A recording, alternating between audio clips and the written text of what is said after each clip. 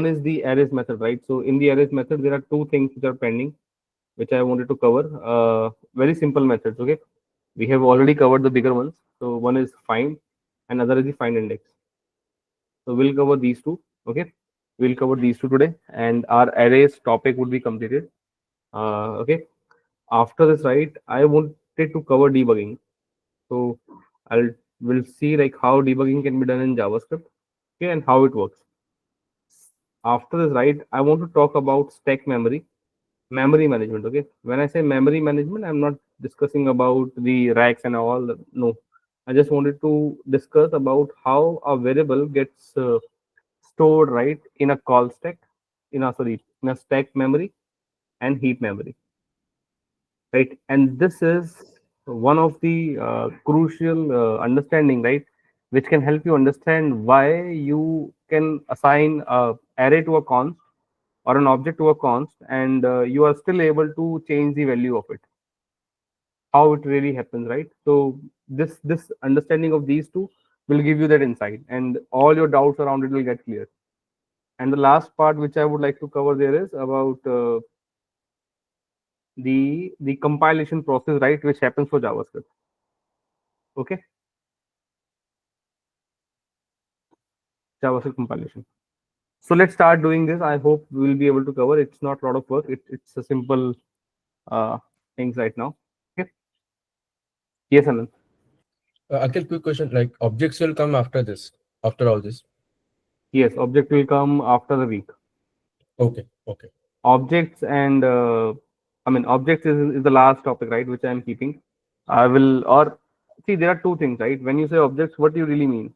The objects, the JavaScript objects, Um. or do you mean about with the classes and all that, the OOPS concept? Uh, I'm completely unaware how Okay. happens See, in again, class. there are two things, right? There are two things which you have to understand. One is the Java. There is a data structure, and there is a data structure in JavaScript, like similar to arrays, strings, right? These like array is a data structure, right? Mm-hmm. Okay. Mm-hmm. Similar to it, right? We have another data structure named as objects. Okay.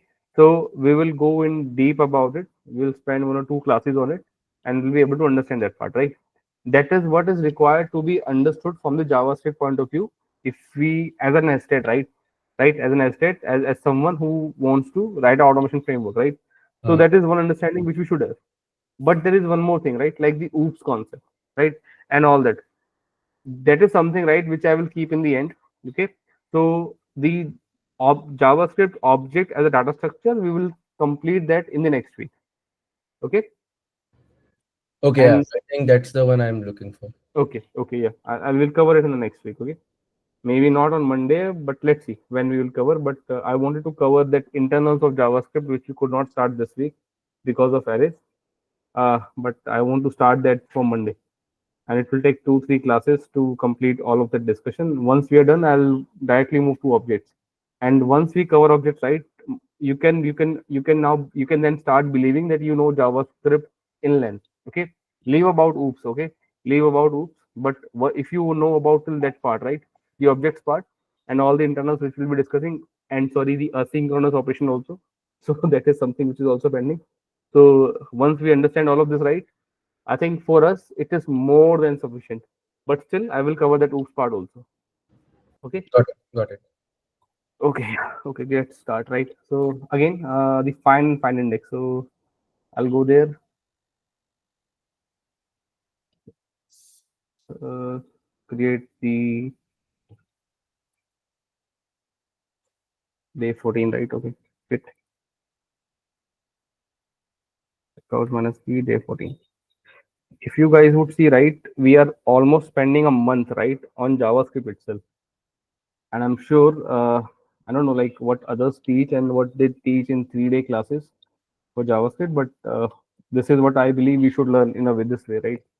Uh, Properly. Otherwise, we will be in a mess. Okay, check out minus b day 14. We're good. Find method. Okay, what is the find method? Let me take the example from yesterday's class. We had this array, right? Copy this and paste it here. Let me close this. Yeah. So this is an array which we have 6, 7 values, right? And let's keep okay, let me just keep Velen. Okay, let me remove this value and let's keep let's say Akhil Jain here. Okay.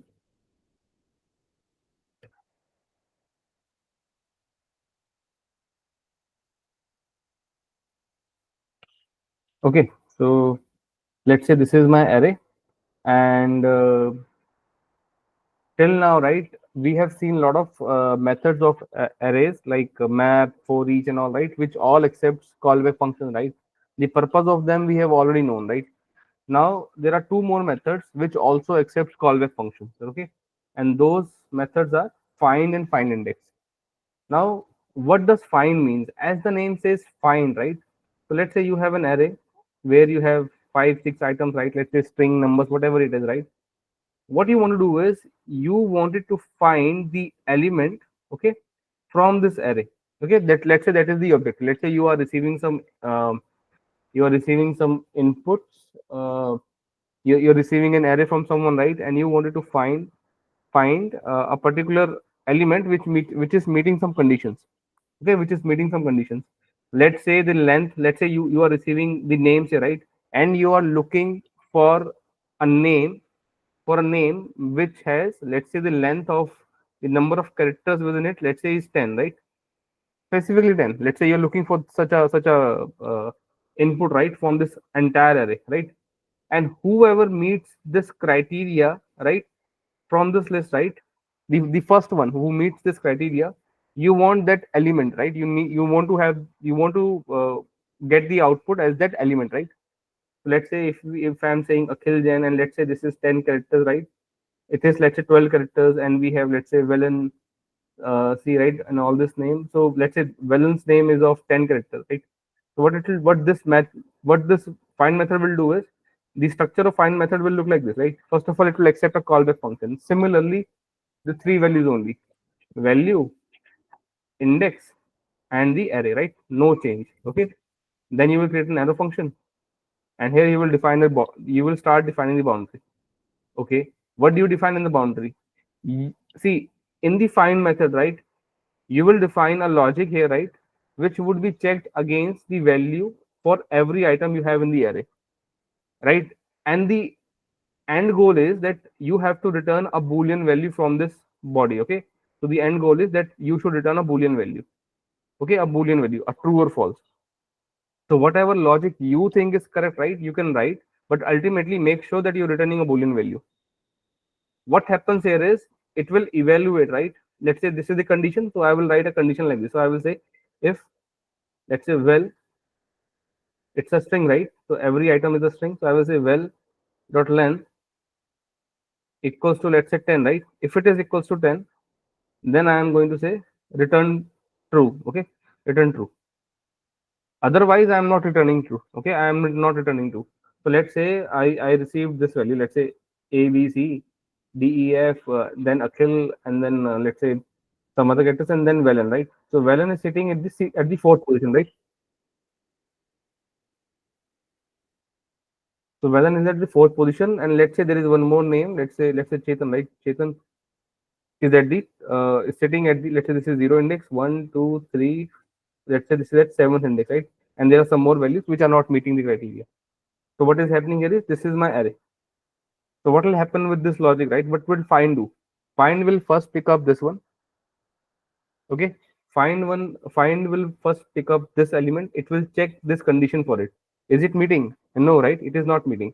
So it will skip this value, right? Now it will move to the next one. Okay, it is checking this. Is it meeting? No, it is not meeting. So it will not return true. It is checking this. Is it meeting? No. Now, when it is checking this, right? When it is checking this, right, it meets. This is the third index, right, which is meeting. And this complete value is meeting, right? When you say return true, right, as soon as it receives that, okay, as soon as the find function sees that the body is returning a true, right, it stops the execution there itself. Now you can see I was able to move. I have only checked four items, right, in the sequence, and it was able to find the element, right, which I was looking for, right? There are still elements which I have not even passed, right, which I have not even checked, but the first occurrence first element which met this criteria, and I got a true value from it, right? As soon as it returns true, right, what this find method will return me is the value for which the true came, right? So what was the value for which this became true? This one, right?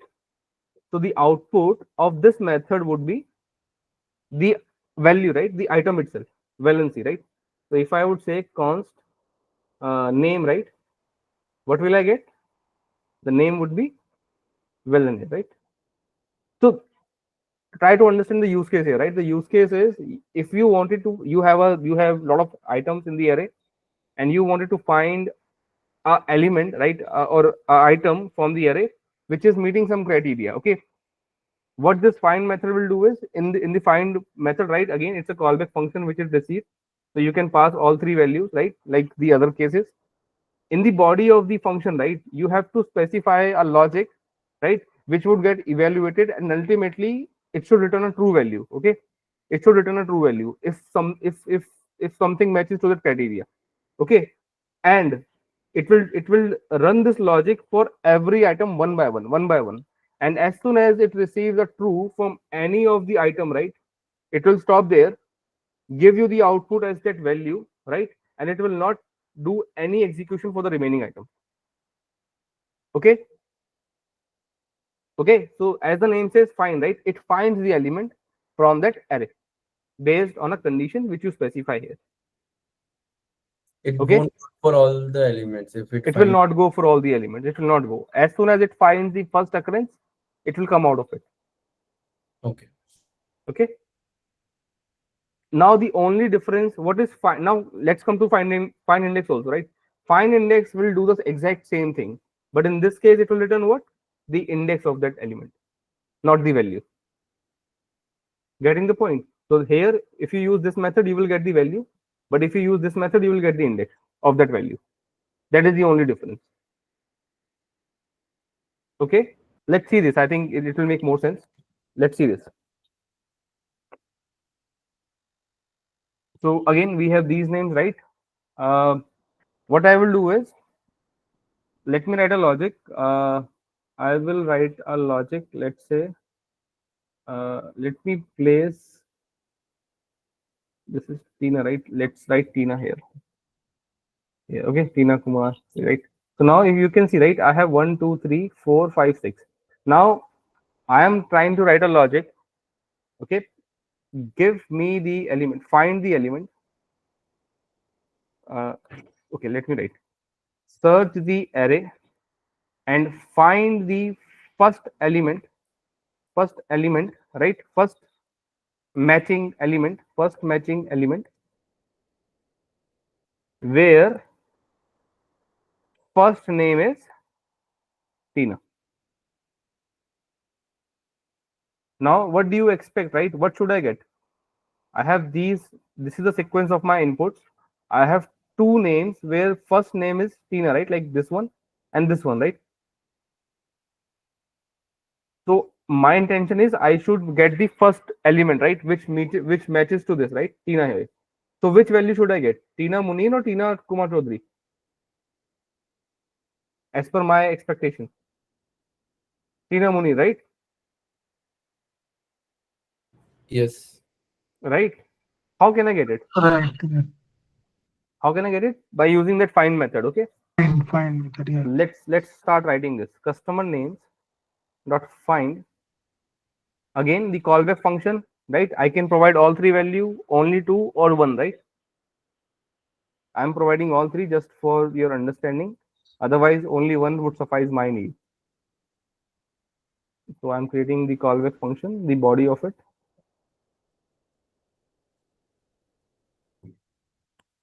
Now let's see, right? What, okay, I am getting well here, right? Well.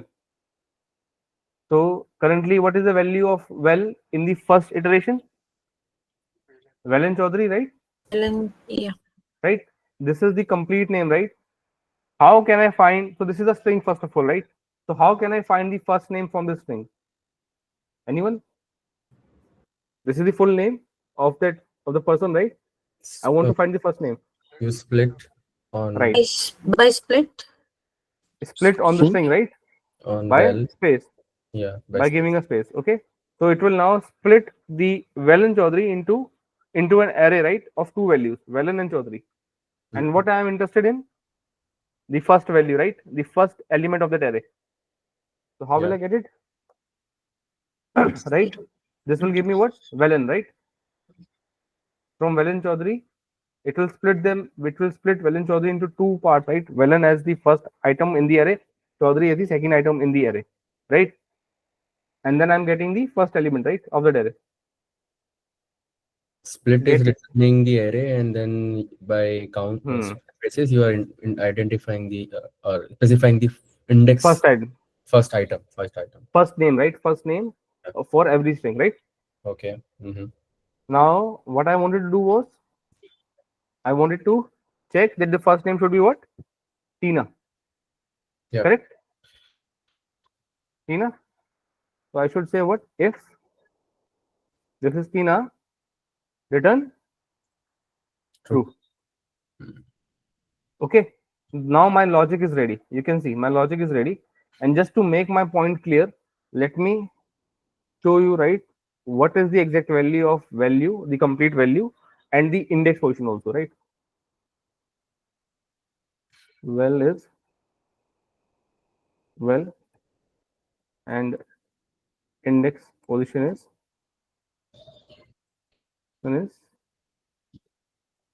index, right? So I will be getting what? Let me say the output of this find, right? Whichever element, right, matches to my condition, right? Right. So that will return a true value, and the find method will do what? Whichever elements return a true, right? It will pick that thing, right, and give me an output for this. So it will give const full name equals to this. This is this bracket console.log full name, right? Let's run this. You see, value is Tina Munir and index position is 2. 0, 1, 2, right? And just to make my point that it did not go through after 2, right? It did not went after 2. Let me do an else case also. I will not return anything from it, but I will just print the value. Correct? Let's see what happens now.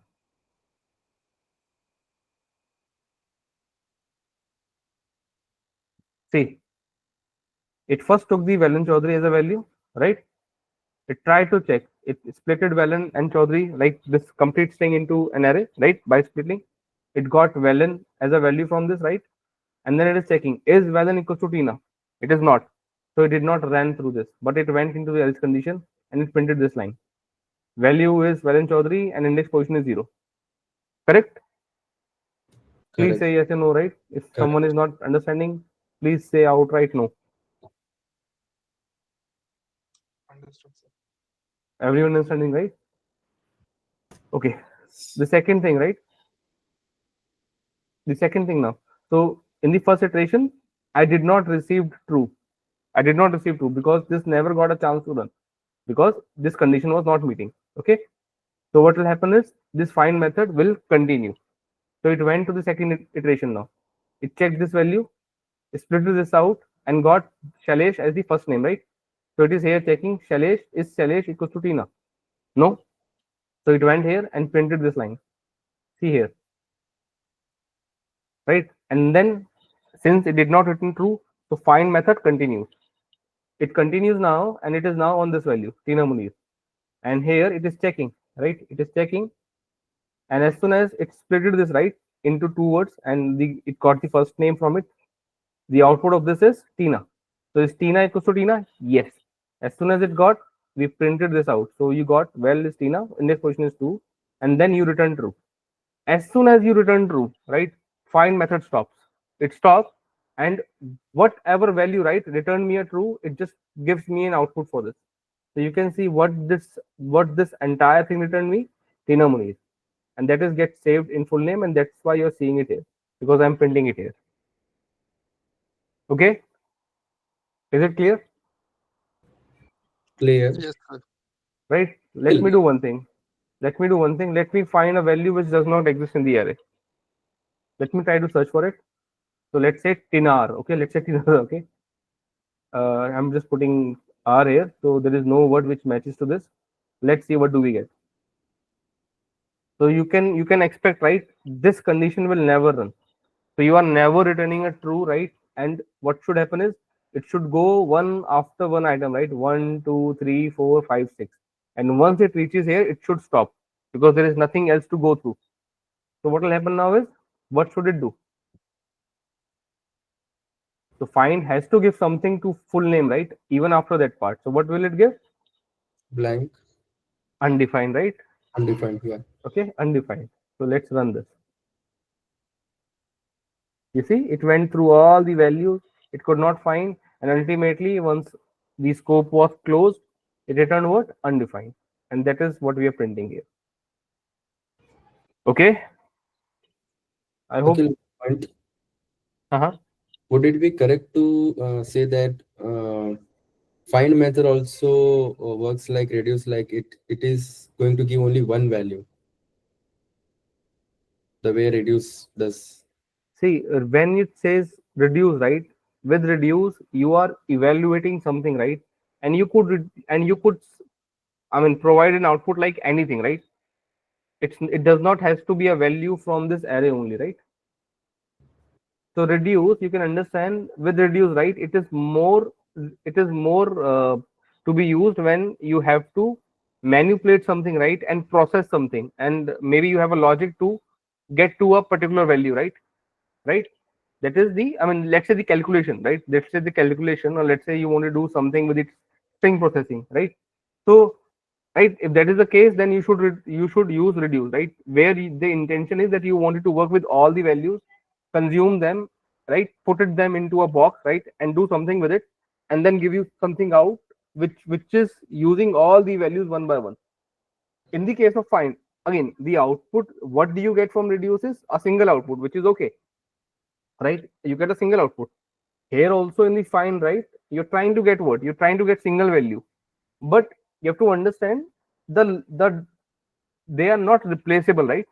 They both have different needs. Okay, I mean, they are serving different purposes.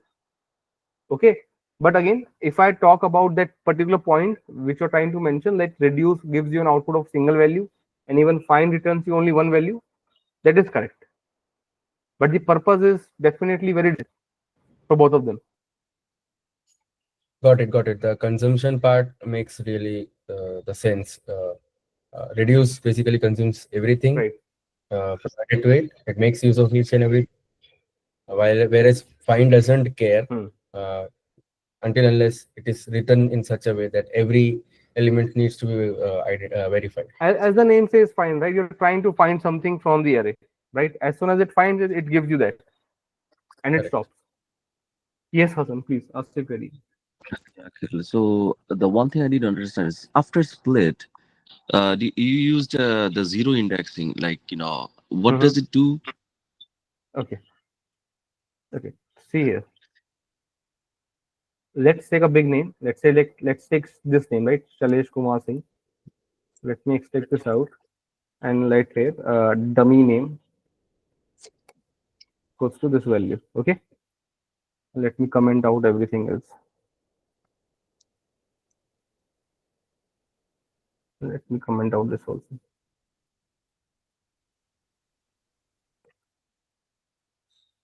Right now, we have learned during our discussion of strings, right? This is a string value, right? We agree, Hassan? This is a string value. Yeah. Now, when we were discussing about string methods, right? I told you there's a method called split, right? What does split do? Read from here. Split a string into substrings using the specified parameters and return them as an array. Okay. So what do I have here is I have three words here, right? Which are separated by space, right? And what my intention is, currently it's a single value, right? And I want to see an output like this. Let's say something like this. I wanted to see an output like this. Shailesh should be this. Kumar should be the second value of the array, and Singh should be the third value. So I want to turn this string into an array which looks like this. What is the size of this array? 3. 3. Right? So there are 3 items, right? So what is the index position of Shailesh here? 0. Kumar is 1 and Singh is 2, 1, right? 2. So 0, 1, 2, right? Now dummy name dot split, right, returns you what? See here. It returns you a string array. So how do you access an item from the string? If I wanted to access the item from, let's say, this array, right? Let's say I wanted to access the item, the third item from customer name. How will I do it? I open this bracket and put 3 here. Let's say I wanted to get this Tina Muni, right? So what is the index position of Tina Muni? This is 0 index. This is 2 index. So this is 1 index. This is second index, right? 2. Yeah. So I can write here 2 here, right? And I will get what? Tina Muni, right? So what is bringing me I mean, from the array, right? This thing, right? So what I'm doing here is I'm just cutting this out like this value, right? The index position of it, and I'm placing them here, right? Like this. Let's say I want the first name, right? If I want the first name, so what happened here, right? This string got splitted like this, right? Into an array which has now 3 values: Shailesh, Kumar, Singh. This is 0 index. This is 1 index. This is 2 index. So output of this line is this, right? And then I'm saying give me 0 index. I mean the 0th item from that array. So this will how it will get printed. Okay.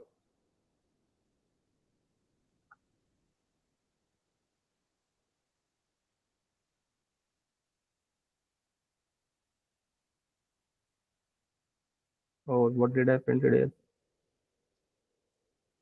Oh, just a second.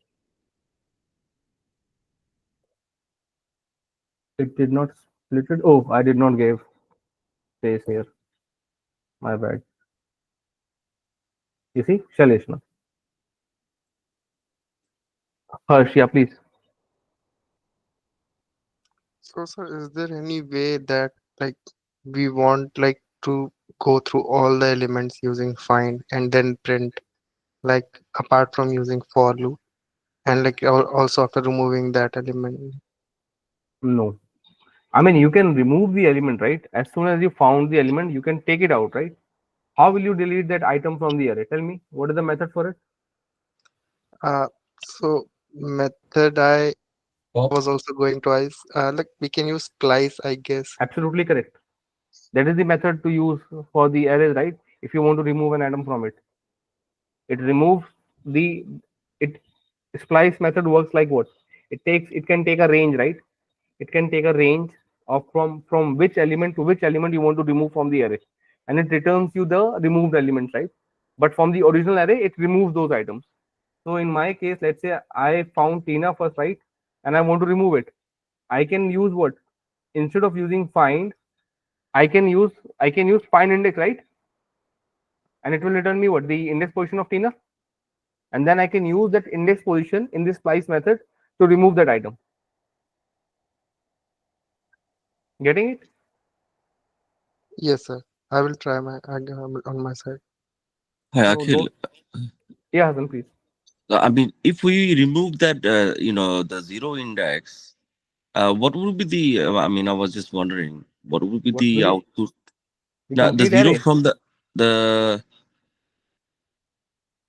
0 from yeah, here? if you now the from the program that you have written on the body, uh, the above program, in the body.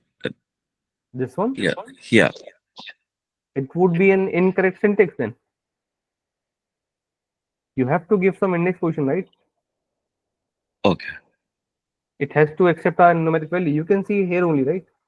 I am getting an error here, right? It shows that right sign here, right? That you are not yet you are working with an array and you I have see. given this bracket and you're not giving a numeric value. Okay, you have to give a index value, right? Okay, for the split. So Yes, because it's returning an array. right. Okay. Okay. We are good, right, Hazan? Yeah. Okay, great. So let me come back to my question again. So I hope find method is clear to everyone. Yes or no, Yes, sir. right? Yes, Uh, okay. Okay, okay. great. Yes, Um, Anand. one quick query. So let's say if I have a requirement to evaluate all the values, okay, then in that case I can iterate using map or map method. Yeah. Mm-hmm. Yeah. Okay. I got the answer. That's fine. Okay. Again, right? What I would suggest, right, to everyone is go back this weekend, right, and try to create. I mean, in your own notes, right? I believe what people ask is like, do Akhil has some notes to give? Even if I have notes, right, I will not pass it on. Okay. First of all, I don't have any notes. Okay. I'm just saying why I will not, why I don't encourage it, because I feel if you are understanding something, right, get into a habit of writing it with your own pen, right, and paper, right. Try to take like how I learn, right, or how I make notes for myself, or I practice. What I do is I have a specific notebook with me, right. I keep noting it down, right. I have a plain, like, see, I have something like a notebook like this, okay, a plain one, right, which does not have any lines, which gives me a freedom to write anywhere, right. So what I do is when I'm learning about a topic, right, I just, and when I have learned, right, and I wanted to create notes, what I will do is whatever methods, like in my case, string and arrays, right? We have been working on those methods for last almost a week now. What I would suggest, right, to everyone to do is create a list, right? That okay, what are the methods of string which we know? Okay, create a list for it. Similarly, for the arrays, create a list for it, right? Then for every method, right, understand the purpose of it. What is the purpose? Why you would use it? Okay, and what kind of, okay, this is one thing, the purpose. Second is see there what kind of input this method takes, right? Third, what kind of output this method gives me, right? And fourth, how will I provide the particular logic in that method? Okay. And if you do it once, right, if you even do it once, I'm telling you, you will remember it for your life. Okay. But try to do such activities for everything you're learning.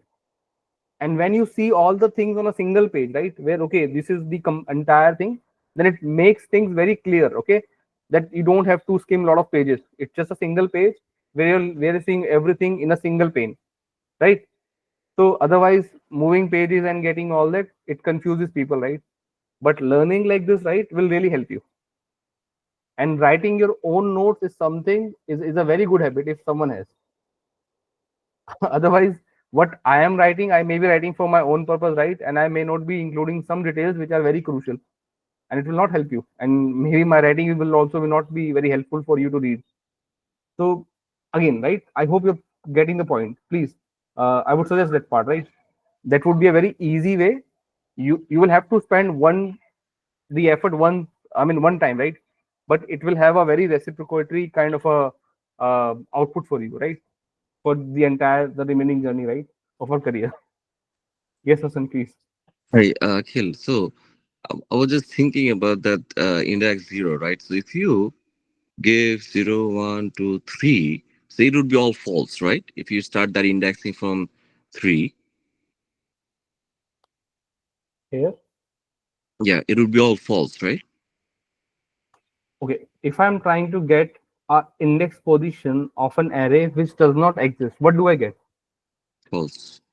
Not false, you get undefined. Okay. The output of the text, right, which I've highlighted, what would be the output of this in case of Valen Chaudhary?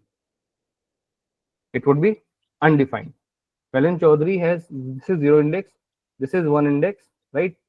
And I do not have another value like this, right? And I do Oh, not okay. have a value like this. So what I'm trying to search here, this is zero, this is one, this is two, right?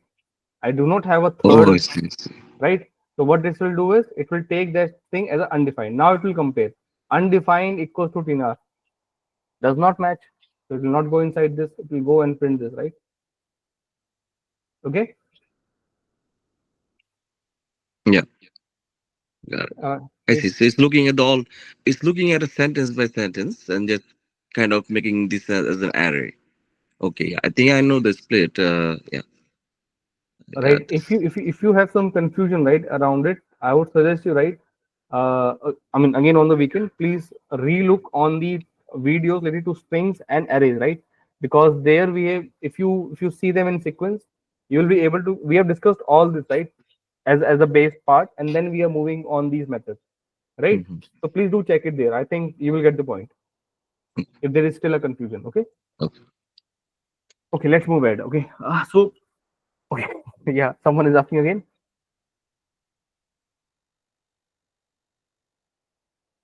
Okay, no one. Okay, fine. So again, right, so what does find give you? It gives you the exact value itself, right? So in my case, what I was returning, let me run it again. I'm getting what? Oh, I am checking Tina, right? Sorry. What will I get? I'm getting the value, right? Tina Muni, right? Let's say I'm not interested in the value. I'm interested in the index position of that value. So at what index this value sitting? This is sitting at which index? 2, right? From this array. This is 0. This is 1. This is 2. Correct? Yes, no. The index position of Tina Munir is what? 2, right? Okay. Okay. No worries. Yes. Right. So let me. Okay. So let's say that is my intention of getting the index position. So find will not give me the index position. What will give me the index position? The other method, find index. Okay. And there is no need to change anything here. The logic will remain same. And let's run it. Full name index. Let me write. Okay. Let's write here. Right. Let's just run it. You see, this time you got what? The index position of Tina Munir. 0, 1, 2.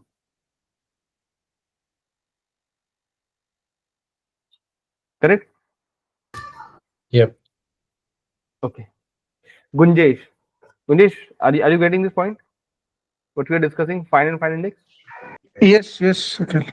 Okay, so can you please explain me find index, how it works?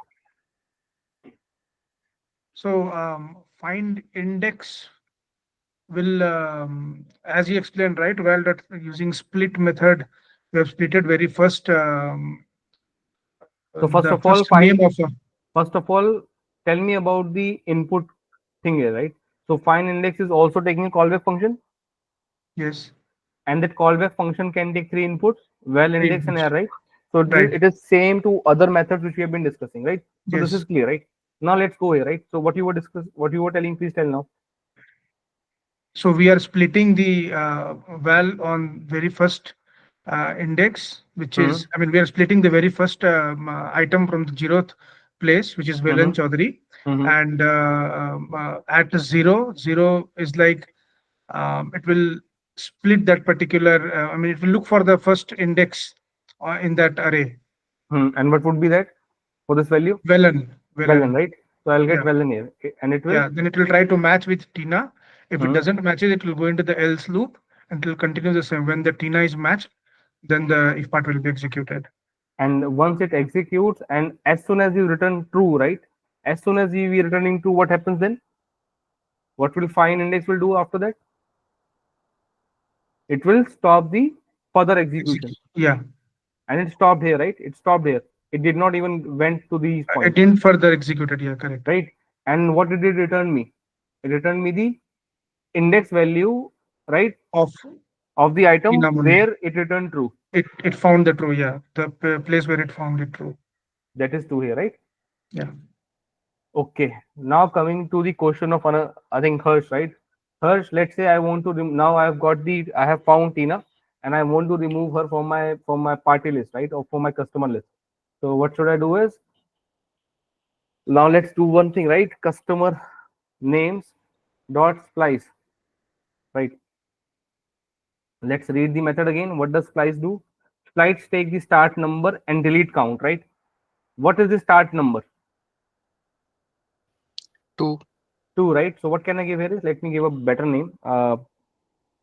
Output index. Okay, output index. Right, this is the result of this is output index here, right? So I'm saving it here.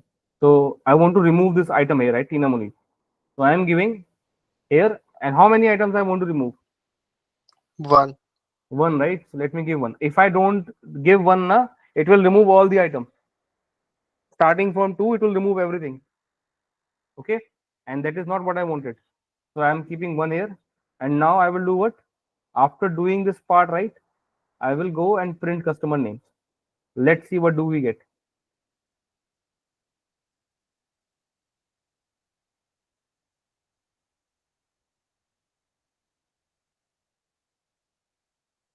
You see, what did I got? Tina got removed, right? Yes. So you got the answer, right, Harsh? Yes, sir. So although what I was trying to do was like after it's like we are giving, so like if equals to Tina, so it should return both the names with the name Tina in there, which include Tina. So I was thinking like we can use a loop like function where like once it is executed and then again it goes to the customer names and then again iterates with the updated array, and then we can perform the same operation of finding all the names with Tina and then store it in an array and then return it. And like we do in like we are searching for a phone contact. In our contact we search like Tina and there are 2 3 names which are saved as Tina, so it should give all the names. So similarly kind of that. For that, you should use filter then, right? So sir, I was thinking in this weekend I will try this on my own, and if I Okay, couldn't do, then I will come to you. That what I okay, was thinking. okay. But I think you at least got the sense, right? What you Yeah. should do now, right? Okay, Yes, sir. okay, great. Thank you. Anant, right? You wanted to ask something? Yes. Why? Okay. Apart from filter, can we also go with the option of using map, because it will also help us in implementing a logic inside it, and will help us to return the array of the matching names. Map will map. Okay, tell me how.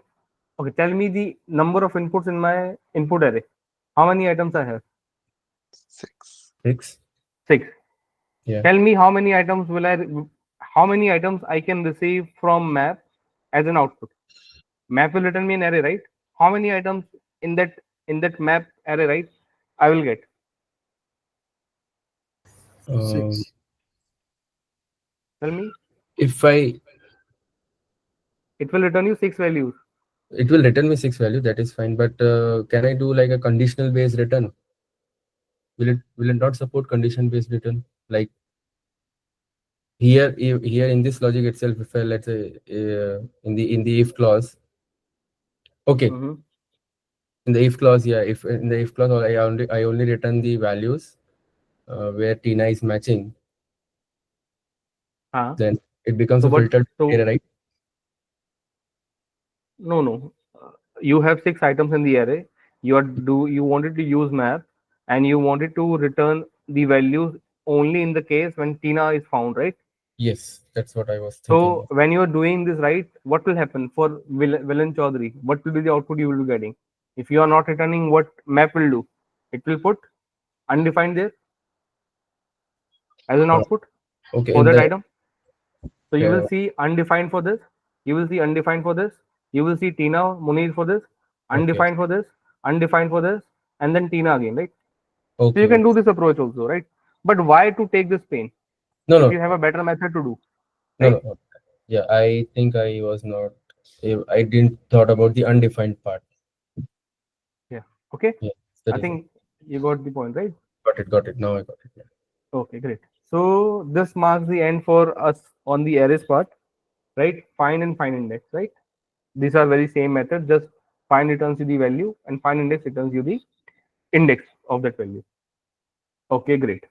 Let's move ahead with our remaining topics. Okay, over here only, right? Let's do one thing. Let me comment this out. Till now, I have been writing this console.log, right? Just for my descriptive way so that I can show you here, right? That how things are working, correct? Like this part. If I run it now, let me remove it altogether. Should I? Yeah, let's remove it. Okay, I'm doing this part, else, and let's remove this. Let's remove this part. Output index, correct, and splice and all that. Okay, fine. Right, now if I run it now, this is not what I wanted to run. Sorry, I wanted to return. Let's talk about find first.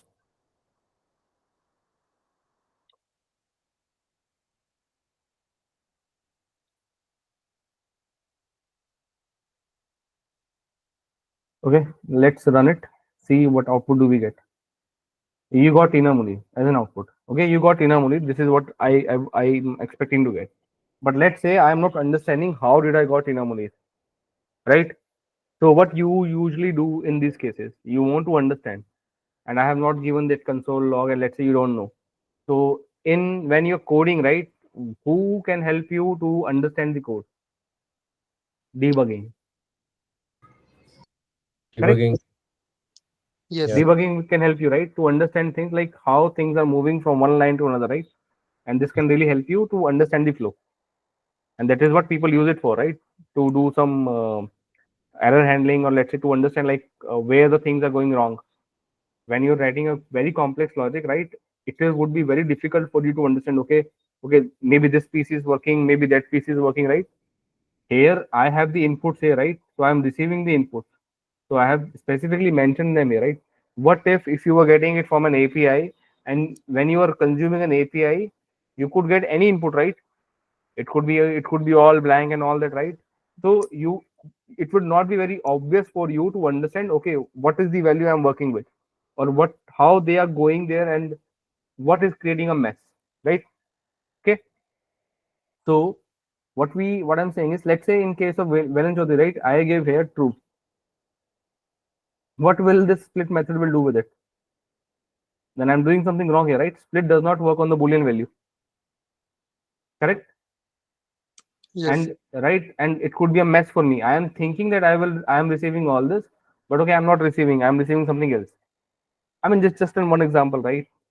But how will you know about this? Debugging can really solve that purpose, right? It can really help us. Now, for debugging in JavaScript, right, there are 2-3 techniques, okay, which you can use. We will learn about only 2 of them, right? And the 2, right, is only one thing actually. It's just 2 ways to reach there. What we are going to discuss is 2 different approaches for debugging, right? Okay, but you would see like there are like multiple options to reach to that path. Okay, let me first go back and just explain you like what I'm saying. Okay, let me write here only. See, we are talking about debugging, right? I am saying there are 2 different techniques, right? One is through JavaScript debugger terminal. Okay, there's something called this, right? JavaScript debugger terminal. Okay, and second is through the config file, and the name of that config file is launch.json. Okay, we are not going to use this as of now. Okay, we are not going to use it. I will explain this once we cover modules. Once we discuss modules, only then I will discuss this debugging approach. But currently we are just working on a single JS file at every time, right? Today we have created a new file called day14.js, and I'm working on it, right? If I'm working on a single file, then I don't need this kind of a debugger. I am okay to have to use this one, right? And this is the default debugger which you get in the JavaScript, right? Through our ID part. Okay, and this is the one which I'm going to use. Now to reach to this debugger, there are multiple different links on the ID through which you will land up only on this only. Okay, debugger, right? So you have to understand that how you're landing it up here, right? You could find multiple ways to reach here, but ultimately you're reaching here only. Okay, so there are only 2 ways, I mean, which at least I know. Maybe if there are more, I don't know. I have seen only these 2. Okay, there could be more, I don't know, but I am going to cover these 2 as of today, right? We are discussing about this part. Let's go. Let's see how I can reach. Now if you see this ID here, right, what you can do is, first of all, click here, right? You end up here. This is the Explorer bar, right? This is the Explorer tab. This is the search. This is the search tab. You can search something, right? It will find. Let's say I'm searching for Akhil here, right? If you would see, right, it will look for Akhil keyword in all the files which are placed here, right? And it will give me all the files where it is giving, right? Again, this is not related to debugging. I'm just telling you about the tab, right? This is this tab. This is another tab, source control, which can help you for the git commits and all. So let's ignore it again. Again, I'm not discussing that part. Remote Explorer, ignore it. Extension is something you through which you will add. You can add extensions which can help you. I mean, which can help some additional capabilities to your Visual Studio Code. Okay. Again, we are not discussing that part. What we are discussing is this part, this tab, run and debug. This fourth tab. How can you land up there? Okay. There are multiple ways. You right click on it. Here, I think you don't get the option. Okay, here we do not get the option. But where do you get the option is? You are here on day 14 thing, right? Go to the above part, click run. Okay, you will see start debugging. Okay, click on this. Okay, we did not put any breakpoint, so it did all the stuff and even came out. Okay, leave it. I will tell you, right? But this is one of the way, right? Start debugging. Okay. Second way, go to this part, right? And click on JavaScript debug terminal. Click on this and you will see in the terminal a new type of terminal being created, which is JavaScript debug terminal. Till now, everything was running on PowerShell, right? This was my PowerShell where things were running right now. Okay. Now it has opened a new terminal, which is something related to this ID only, I believe, which is JavaScript debug terminal. Okay. Okay, great. Right. So this is where things can start. Okay. Now this is this option, right, which I have used. Debug URL, ignore it, right? This is not relevant for us since we are not creating the applications right here. So ignore this part. There is something called run and debug also. If you click on it, right, it did all the execution also. Great. Okay. Let me close this, right, and let's come back. Let me be here. Now, okay, so you understood, right? What are the different ways? You can go to a specific file, you can click on run and click on start debugging, right? Okay, this is one option. Second option is you can go directly to run and debug, right? Click on JavaScript debug terminal and it will start a terminal, right? But it will not start running the code in debug mode. You will have to type the code. Okay, you will have to say node and the file name day 14. And if you run it, right, it will run in the debug mode, right? Currently it is not stopping because I have not given any breakpoints. Okay, but it will stop if I have a breakpoint. I don't have any breakpoints till now. But you have to understand, when I went through this way, right, I have to run the file by myself. Let me remove this. I'm again back to this position right here. Now what I'm saying is go back to this. Instead of clicking on this, just run and debug. If you click on this, right, it will start. It did something, right? Okay, if you go to the debug output, it printed this part. Okay, let me put a debug point, right? Then I think it will make sense to you. I'm putting a first. Okay, what is a breakpoint first of all? Breakpoint is a point, right? What you do is whatever line, right, you want your code to stop and you want to analyze. Just go to that line. You will see these red marks being shown. Just click on it. As soon as you click on it, right, this will still stay there, right? And this is your breakpoint. This is your breakpoint. What you should do now is, let me close other tabs. Close others. So I'm on this page. Let me just close everything, right? So this is all blank and let me just remove this part. Let's save the file. So let's do it from here. I'm going here, start debugging, right? If I click on it,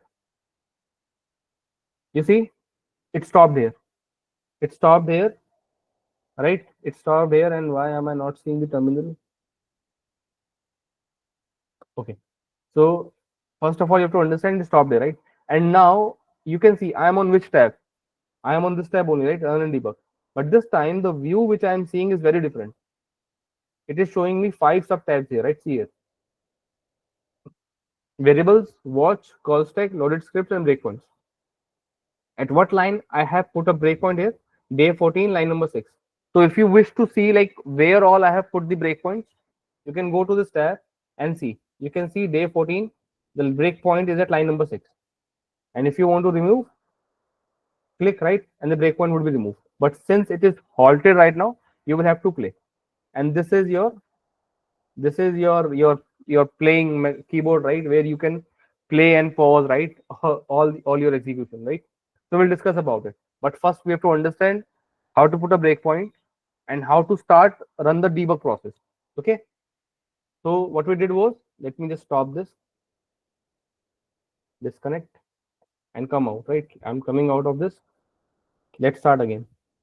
So we did what?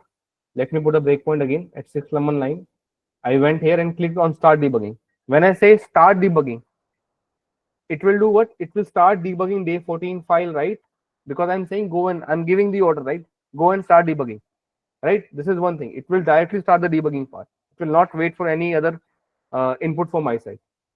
Second thing, you can go from here, right, to here, and you can open JavaScript debug terminal like this.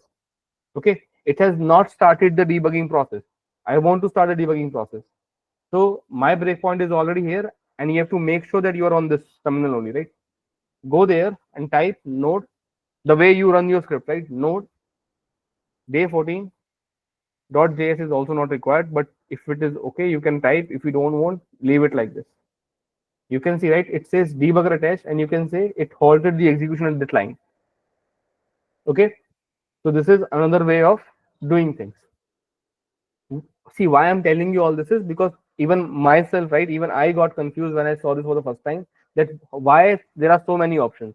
But ultimately, if you would see, right, debugging is happening here only, right? It's just different ways to reach here. That's it. Okay. So again, I'm here, right? You can see day 14, line number 6, it has stopped. Okay. The last option, let me just show you one more option. Let me just stop the execution again. So I have stopped this. Let's stop this here. Come back. I'm here again. I have put a debug, a breakpoint here. Let's go to run and debug. This time I will click on run and debug, right? So I have used this option. I have used this option, and I've put a breakpoint, and now I'm going to click on this run and debug. You can see here also it just started the execution.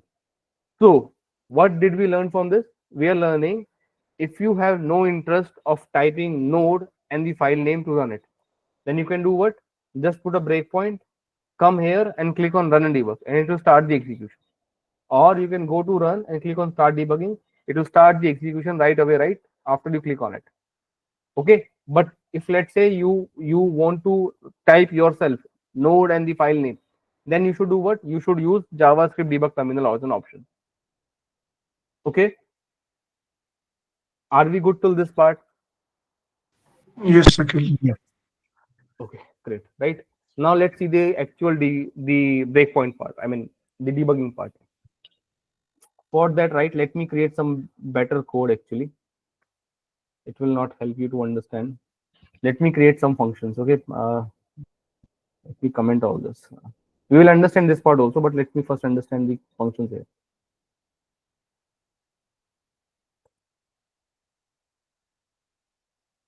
Function. Remember, we created a function for the callback function for doing some calculate part, like calculate, and we took what we said a comma b f1.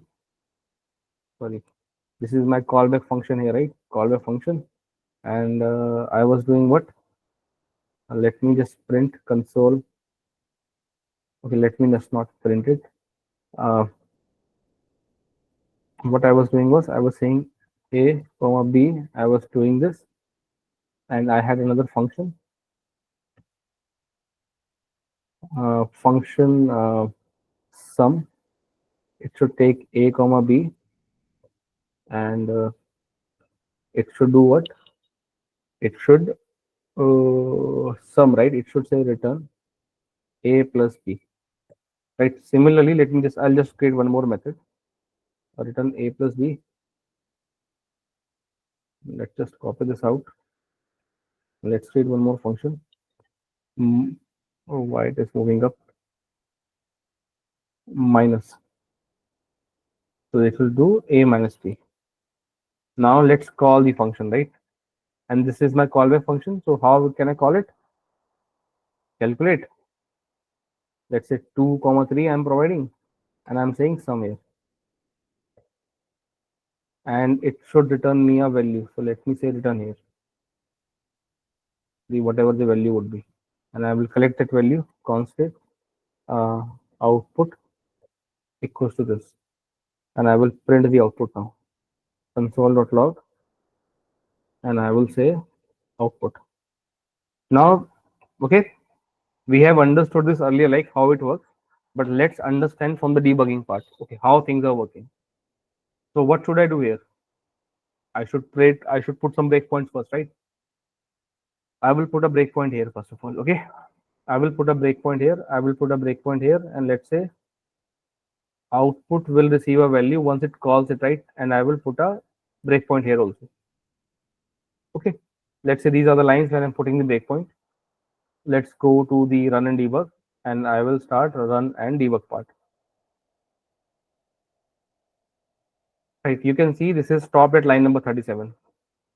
Okay, why did not stop at line number 26, 30, and here, right, at this line? Anyone knows? Because we are calling the function on line 37. Correct. These have never got the chance to get called till now, right? You're calling here only, right? These are just declaring of the function. This is the first line of execution which will happen, right? So we are doing what? This is and right. So we are here, right, at line number 37. The control of the execution is at line number 37 right now, and we are now invoking calculate method. Okay, right? It appears it will call the calculate method. Now you see this here, right? This part. Oh, I thought it can move up and down. Okay, let it be. So it is here, right? You see a lot of options here. These are your helper utilities here, right, which can help you do a lot of things. Let's understand them one by one. What are these? You see there is an option called continue, there's an option called step over, there's an option called step into, there's an option called step out, there is something to restart again, right? And there is something to stop. You can just say connect or disconnect, sorry, and it will stop the execution. Debugging, right, this entire thing which I'm telling you now, which I'm about to tell you now, is same as for every language, right? It's not that for JavaScript it is different. No, even for Java this is the same thing, right? If you use debugger there, right, how things works over there, it is exactly the same thing. The only difference was how you're reaching it here. That's the only part. Okay, so let's understand this. What is the continue part? You see there are how many breakpoints? This is the breakpoint, this is the breakpoint, this is the breakpoint, this is the breakpoint, right? So there are these many breakpoints here, correct? Now if I do a continue, right, what this will do is the execution will move from one breakpoint to another, right, and another, right, until it does not see a breakpoint.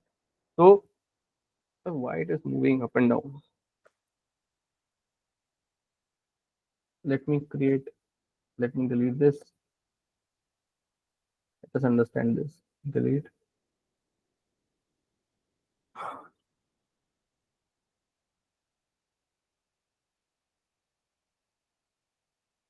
Blank code here, right? So let's say let me copy this code.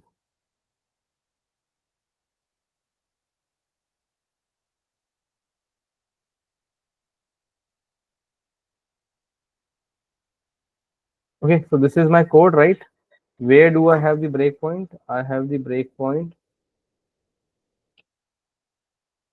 at this line, at this line, at this line, at this line, and I think at this line, right? Let's say I have the breakpoint at all 4 lines, all 5 lines, right? Currently my control is here, right, on this line. Okay, now let me back to this only, right? What? So my control is at this line here, right? Now there are options, right? Continue option. This is called as the continue option. Let me give the line numbers: 1, 2, 3, 4, 5, 6, 7, 8, 9, 10, 11, right? So currently I am at line number 10, and why it is stopped there? Because it found, because the control of execution was running, and this it found this line to be executed, and there I have put a breakpoint. So it is halted there, right? It is paused there, right? Now there's an option called continue.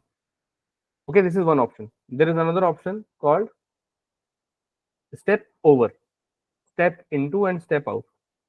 Step over. Let me try to create a sign. Step over.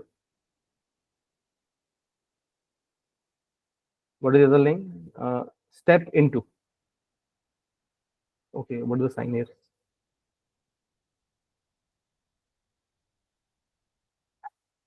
Step into. And there's something called step out. I think the sign would be the above here, right? Step out. Okay, step out. And then the last is to restart, and this, right? So this is to stop. This is to stop. Let's say you're done with your analysis and you feel, okay, there's nothing to do more. Let me come out. Then you can use that stop part, and it will just, that will not stop for anything. It will just come out, right, of the execution. So the stop. So I'm not talking about stop. Let's discuss about these four. What are these four, right? Step over, I get confused with. Just a second. Let me check. What did I have it there? Step So it over goes and to the continue. next line. Skip the current. To go to the line of move to Go to that the line next. without stepping into any function that are called on that line. Okay, yes. Yes, yes. I understood. Okay. So see here, right? How many breakpoints I have? Line number 10. Let's understand, like, what do you think the line from line number 10? We are here right now, right? We are here. From this line, at what line I should go next, right? Where my control should move to after this line? One. Anyone? Line number 1 here, right? It should move here. Do I have a breakpoint here? No. No. I don't have a breakpoint. Okay. At what line do I have a breakpoint on? Line number 2? 2. Right? Okay. So we are clear, right? So breakpoint is here, right? Not at line number 1. Okay, great. So what happens here is, if your intention is, right, to move from one breakpoint to another breakpoint, right? If that is the intention, to move from one breakpoint to another, right? You should use continue statement. Okay. Let's say you are here and you do not care what it does internally, and you're okay. Okay, I'm here. And let's say now move to the next breakpoint in line, whatever that breakpoint is, right? It will then go, right? Since the control moves from here to here, it will start running it, and it will keep on running until it finds a next breakpoint. And it is running and it found a breakpoint, and it will stop. Okay, let's see. We are here at line number 37. You see, it stopped there at line number 26. Getting the point? What will happen after line number 26? If I click continue now, it will move to which function? Sum. And Return. so it will Return go of here, right? It will go to this line, because F1 was what? F1 was this sum here, right? So it will, if I put a continue, again I'm continuing with the continue button, right? If I do this, it moved here, right? It moved to the next. I mean, it continued the execution, and it will only stop if it finds a breakpoint. And it did found a breakpoint, so it stopped, right? So it is here. So try to understand, continue does what? It moves from one breakpoint to another, right? If they exist. Otherwise, it will keep on running the code. It will just start running the code without stopping anywhere until unless it finds a breakpoint. Now you're here, right? Return a plus b, and it will return a value, right? So once you return a value, where will you stop by? This will leave the control where, right? You're returning it. So the control for line number 30 should move to what line? 26. 26, right? Because So here, this is where it was called from, right? yeah. So line should move here, right? Oh, it won't. Okay. Yeah. See, what is happening here is, see, again, you have to understand this part also. I cannot show you here, but how to show that? See, over here, right? What happened was the breakpoint, right? Try to understand this way. When you see there is a dot here also, right? And dot here also. You see these 2 points? There is something called Yes. there's something called tokenization in any language, right? What they do is they break the entire statement into multiple codes, multiple tokens, right? So every word becomes a token. Okay. I do not want you to go in that direction. Okay, let's just assume, right, that this is working. Okay, let's just assume this is working. What is happening here is, what did you start from? It started from line number 37. It started continuing the execution. It moved there, right? And I placed the breakpoint at line number 27 before return, right? And it stopped there. It stopped there. When I clicked on continue, right, it executed that line, and then it moved to this function, right, and it stopped here because there's a breakpoint before return, right? Once the return executed completely, right, when I clicked on continue, it executed completely, and it tried to find where to stop, right? Return was already stopped, so it did not stop there, right? It continued. Okay, it continued there, and the control, right, moved from here to here to this line. Okay, and this also got returned, right? And as soon as it returned, where the control moved to this output part, right? Because this was from where it was called, and now you end up here, right, on this line, and this is where it is stopped currently. It has not printed thing, right? It has not printed. So if I click on continue now, you can see, where is my explorer? Okay, it will not even show me there. Let me run it again. Just a second. Run and debug. Okay, so let me just run it. 1, 2, 3. It stays here, right? Debug console is empty right now. You can see this is empty right now. If I run, it returned 5, right? It returned 5. Debug console. This is where the output of your execution would be displayed if you're running in a debug mode. Okay, debug console. Correct. Okay, so try to, okay, just remember this part. If you click on continue, it keeps on running the lines, right? And it will only stop if it sees a breakpoint. That's it. Okay, let me do one additional thing. Let me write some more lines of code. I think it will make more things clear. Let's write console.log. I am inside calculate function. Okay, let me copy this and put it here. Let me remove the breakpoints first of all. And how many breakpoints I have more? Let me remove this also. Let me remove all breakpoints. I've removed all the breakpoints, and I'm here. I am inside some function.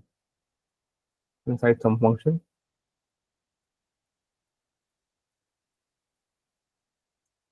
I am inside minus function. Okay, and yeah, so this is the thing, is right. So we have these lines. Now let me put a breakpoint at this line, console.log, console.log, console.log, and let's say here and here. Okay, I'm not putting, see, what is not recommended is you should not put the breakpoints on functions and returns. Okay, you should not do that. On returns you can still do that, right? You can still do that, but don't try to put breakpoints here, right? You might not see the desired behavior which you might expect. Okay, so don't put the breakpoints on, like when you're creating classes, don't put it on the starting of the class or the starting of the method.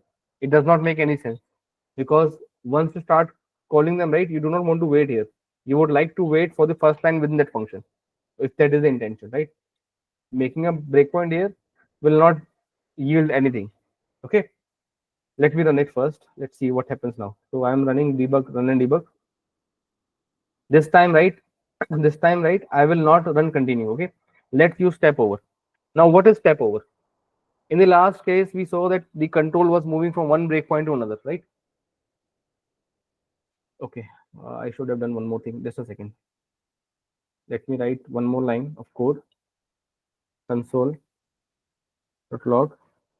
Let's say first line of calculate. Okay, and first line of calculate. Let's say right here, last line of sum. Okay, and that's it, right? Let's leave it here. Let's run it now. If you run now, right, again, these are the breakpoints. What is step over does? You can see it is now again it has now halted the execution on my first breakpoint, which is okay, which is what it should have done, right? Okay, because I put a breakpoint here. Now from here, right? The control, if I would have clicked on continue, where would the control now stop at? Tell me. At line number 27 or line number 26 or line number 28? 27, right? If I click on continue, what happens here is, right? What happens here is, if I click on step over does what, right? Whatever method you would have mentioned, right, in that line, right? So let's say I do not have, okay, let me just stop again. Let me stop here again, right? I'm removing these breakpoints. Okay, I'm removing these breakpoints. Now if I do it again, right, run and debug, see, if I click on continue now, what happens? See where it will stop. I clicked on it. Did it stop in any of these? No. No, it did not stop, right? And if I click on continue again, where it will stop? It has already here, right? So it has already evaluated everything, right? It has already evaluated everything and did not stop, because continue stops only if there is a breakpoint, right? I did not put a breakpoint, so I could not stop. Okay, this is one thing. Now let's say I have the intention to stop right at every line of execution. Okay, let's run it again. So if that is the intention, right, I have not placed breakpoints here, right? What the step over does is, at line number 42, it sees that there is a method which will be called now. Okay, if it runs, right, there's a method called calculate, but you have not put a breakpoint, right? And let's say you do not have the power to put a breakpoint, right? Let's say you don't have that power, right? So what you can do is, you can use step over. Step over does what? Step, as the name says, step over, right? It goes into the, I'm not sure whether it makes sense, but what it does is, it goes inside that method now. Okay, that's that calculate method. Okay, and it will keep running that method line by line. It will stop at every line now. Now see what I will do. If I click here, right, let's say I am interested to see the logic of calculate method. I am not understanding how someone wrote the logic of calculate. I want to see it for myself, and how things are moving from here to there, right, in the calculate method. So what will I do is, I will use step over. Oh man, why did not stop? Step over. Okay, So that step into will do. that will be step in, the part that you're explaining. Shouldn't it be step in? Just a second, man. I'm getting confused. Okay, step over does what? No, executes current line of move to the next line without stepping. Oh yes, without stepping, right? My goodness, sorry. My bad. My bad. Sorry. You're absolutely correct. That is what it does. Step into is the right method, right? Which does that part. My bad. Let me run it again. Sorry. Okay, let's talk about step into first, right? Step into. As the name says, step into, right? It will do what? It will go inside that method now. I have not placed any breakpoints here. If you put step into, right, you can see it moved to line number 26, right? And stop there. And it stopped there, right? And let's say you are interested to move in this way only, right? That you want to stop at every line, right? At every line. Now, in case of Java, right, if I would have done step into, right, it would have gone into this console.log method over there and maybe shown me the logic which someone would have implemented in that library, right, which is an external library for me. But in case of JavaScript, it does not behave that way. The libraries, right, which are coming from the inbuilt JavaScript, right, which are available to us, it does not go there. If I put step into, you can see, right, it did not do anything. It just come out, right, to this part. Okay, it just moved out from there, and it will, and it did what? Why it is stopping in this line? 551.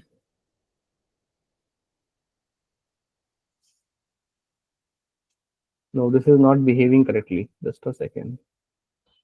See, there is a problem with JavaScript with this part. Okay. Okay. Let me do it again. Just a second. Run debug. So we are here, right? We are here, and let's say I put the step into, and I'm on this line number 26, right? Right. I'm doing this step into this. Now I want to continue the execution. It should move from line number 26 to line number 27. It should do what? It should move ahead, right, with the continue part. If I do continue, just a second. Uh, Okay. Yeah, please, please. I need some help here. Like, if someone knows, please tell me. so, sir, like, uh, to be very honest, when you are stepping and like when you go to line 26 and you are trying to step into, it should go to the line 27, but I don't know why it's not doing that. Maybe two consoles are there, but I don't know. Like, I have tried this and this goes to the next line if there is nothing, if if it does not go into the method, like if we are using any JavaScript method. Hmm. But if we want to go line by line, like if we like on when we are calling calculate method, Hmm. so we step into, then it goes into the calculate method. Then what I do basically is, if I want to go line by line of that method, then I use step over there. So step into the method, and then I use step over so that it goes line by line. So you can try that. Hmm. Okay. It is very confusing. Like when Hmm. I started, it is like I also got confused. But when you do practice, you can. I mean, and like it makes sense then. Right, man. See. Okay. Indeed confusing. Step over. It meant step Yeah, over. So actually, A we are plus trying B. to step into a method, right? And then later on, we are trying to step into another method of console log. Is it because of that?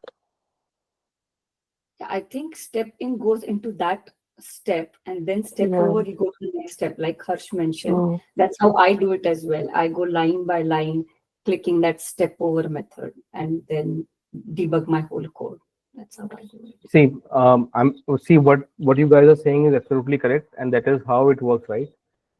Why it is not behaving here, right, in the proper way? At least I am clueless right now. Why it would behave that way? Because what I was expecting is, see, I told you, it will not go inside the log method of console, right? It will not do that. It will not do that for me. First of all, that is the restriction here, right, which is placed here. So in case of Java, if you would have used debugger, and if you say step into, right, on a method which you have not written, but it's coming from Java's developers, right, and you do a step into, because that IntelliJ ID, right, at least I use IntelliJ ID only. I don't know about Eclipse, but in case of IntelliJ ID, it would go inside that method if I do step into on it, and it will show me the implementation which the developer would have done for that method. Okay, that is how Yes. step into works, right? That is what step into is for. But in this case, right, there is a lot of the content, right, of Java, whoever created these libraries, right, they are not exposed. They are not exposed, right? So when I'm trying to do step into, right, onto class onto console.log, it will not go inside this, right? It will not go inside this. But what I was still expecting was that should go at least to the next line. But that is not happening. But that is not happening. So That is what. can you try to like remove comment that line number 27, and then like put another like try some another operation like addition or something else, because what you're saying, I totally agree with that. I have done that, and step into, we will not go into log, but Hmm, we will go to the next line if we are still using step into. But right. why it is not behaving it is behaving like this here, I'm also confused here. JavaScript is a crazy language, and everything around it is crazy. Okay, no worries. But again, see, we should be at least be getting general idea, right, about how things are working. Let me just try this one also, what Harsh is saying. But again, we, as Harsh says, right, we have a solution for that. At least that worked. I checked that. So we'll talk about it. Okay, let's see this here. So let's say run and debug again. This is a debugger here, right? So I am saying step into, okay, and I land up here at line number 26. What I expect is that if I do a step into, in Java, it would have gone into the log method, right? Who would have implemented this, right? And it would have gone inside this, and it would keep on going inside the methods, right? One, like a nested methods, if it continues there also. Keep on But inventing here, classes. right, it will keep on passing from one thing to another, right, until it's like an inception movie, right, one to another, one to another, right? It will keep doing that. But here, I think in JavaScript, it does not have the access to these methods, so it cannot go there. Let me do step into. I don't know like what it will do. No, it is not behaving that way. It is saying that there is nothing to go step into further, right? So maybe it is reaching the end of it and it is coming out. Okay, let's leave it then. Okay, let's leave it then. Let me just stop it here. Let's not get confused. Let's see what works. I think, Akhil, one point that Kiran mentioned is correct. The step over method, the step over option, it help. The reason that it helps is for line by line execution is because even log is a method, Right. and you don't want to go into the implementation of that part. Right. It is going into the next line. So you want to skip the implement. You want to skip the debugging of that implementation, right? And you're saying step over on it. Step over on So it. don't show me the implementation of it. Don't show me the implementation of it. Go to the next line, right, where the execution is happening. Yeah. Right. Good. That is what step over is. Yeah. It skips the current line. It runs the current line and skips that going inside that part, right? It skips entirely that part. Yes. So if let's say still I want to go inside the sequence one by one, what should be my approach without using the breakpoints, right? Let's say I have not put the breakpoints. See, one of the ways Yeah. put breakpoints. Actually, it's Yeah, like what is happening is like, so firstly we are stepping into a method like first debug point, right? After that, second, it is like console.log. So whenever there is an inbuilt function, it's like console.log is inbuilt function. So it cannot step into. So it is trying to step over it. So if you want to step over it, we have to click on step over. Otherwise, if it is another function that we have written, then it will go into that function. So it's like that, I think. But what we are not understanding is, if when we did step into here, right, it moved from here to here, right, at this line. Yeah, so And it's we not allowed again to step into right, the console. Yeah. right. So so we are here, we are halted here, right? So we are stuck at this line. And if I do step into now, right, I know it cannot go inside this.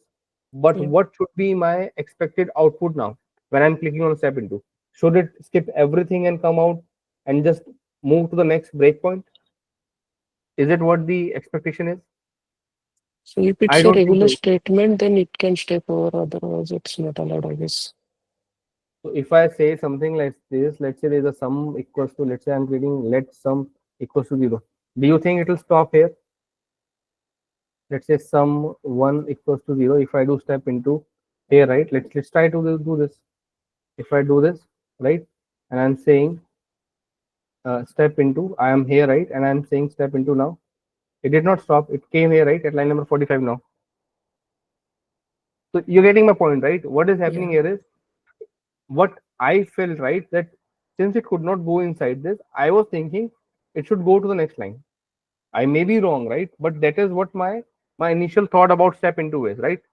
It could not go further down, so it should at least move to the next line. And it is not doing that. If it is not comfortable going here, it should have at least gone here, right, to show me this. But okay, let's assume that this is not how things works in JavaScript. Okay, let's say.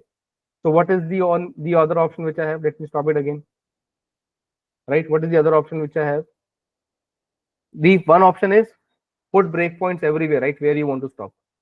And we saw like you can click on continue, and you can see the execution getting halted, okay, at that particular time. Let's say that is not the option. Okay. So how will we do? Let's start run and debug.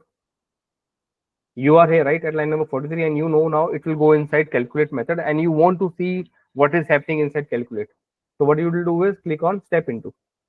As soon as you clicked on it, right, you can see the control stopped at line number, the first line of the method, line number 26, because you stepped into it.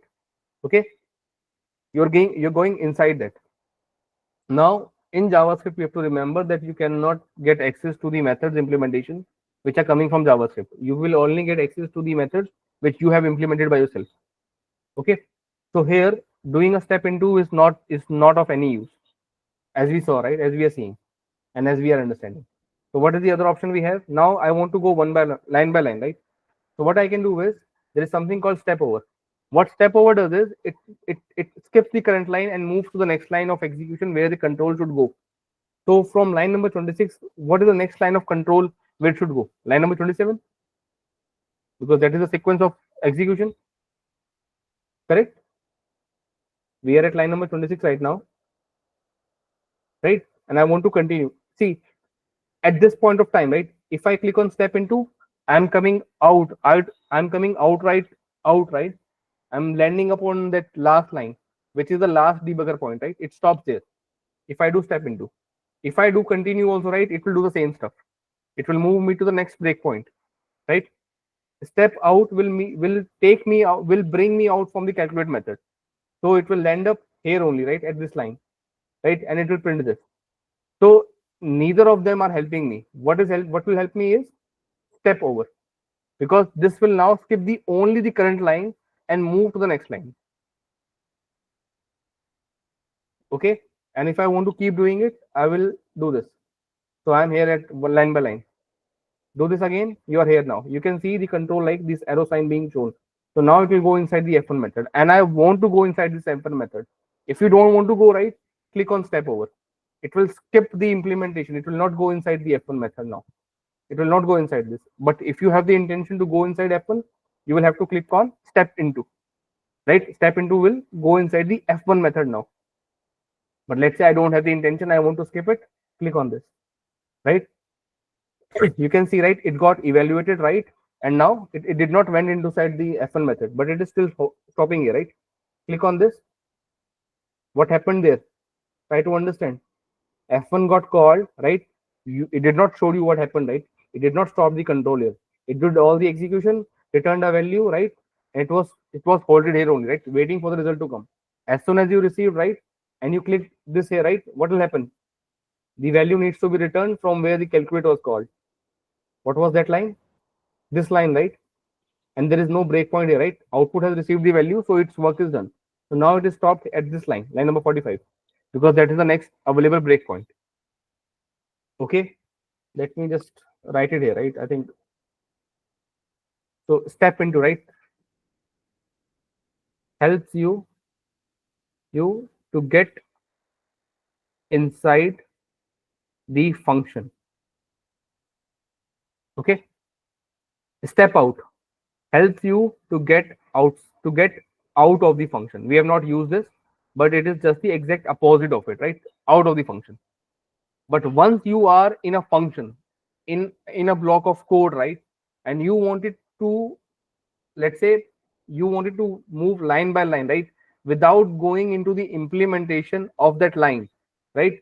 So you should use step over. You are stepping over, right? You are stepping over from that line to next line.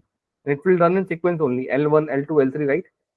At line number L1, if you are calling a function called sum, right, a comma b, let's say you are here, right? You are here at this point of line, you are at this line, and you do step over. What it will do is it will just move from L1 to L2 now. It will not show you like what sum is having inside it. Okay, but let's say you are interested. So if you are here, go and click on step into. It will go inside this method now. So wherever that method is, right, it will go inside that method until it will stop the control at this number line. I mean this line here, right? Now let's say you want to continue the execution line by line. Okay, then again do step over only, right? So once you do step over, it will just run the line, will not go inside the line itself, right? If it is running some method, it will move to the next line, then the next line, then the next line, right? It will keep on happening. You have to keep on doing that, right? If you are interested. If you're not interested, step out, move out of the sim. Let's say you just wanted to see the first line and there are 10 more lines. You're not interested to see all the remaining lines, right? Just do step out. You will come out of the method and it will leave you where the control was. Who made the call for this method, right? Who this made the call, right? So the control would be given back to this. So try to understand what is the need of these. Step into you should use when you want to go inside a particular function, okay, or any logic, whether it's a class, it's a function, it's an object, whatever it is, right? If you want to go inside this and see the what is happening inside this, go inside this, right? It will make the control move from that line to that line. Okay, step over is what? Step over means that you are not interested in seeing the implementation, right? But you are interested to run that line, right, without going into the implementation. So you should run step over. Okay, it will run that line and move to the next line. It will run that line, then move to the next line. Step out is if you are in a particular method and you're not interested anymore to see the execution line by line, just click on step out and you will come out of it. Okay. See here, right? I will show you again. Let me stop again this. Disconnect. Let's start again. Debug and run. So we are here, right? So the control is here because the breakpoint was here. Let's say now it is here, right? Tell me if I click on continue, what will happen?